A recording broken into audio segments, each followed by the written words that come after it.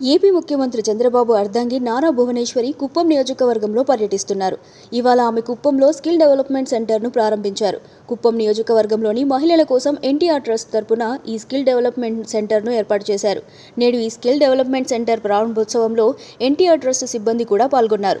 ప్రారంభోత్సవం సందర్భంగా నారా భువనేశ్వరి ప్రత్యేక పూజలు చేశారు. తన తండ్రి దివంగత ఎన్టీఆర్కు నివాళులు అర్పించారు.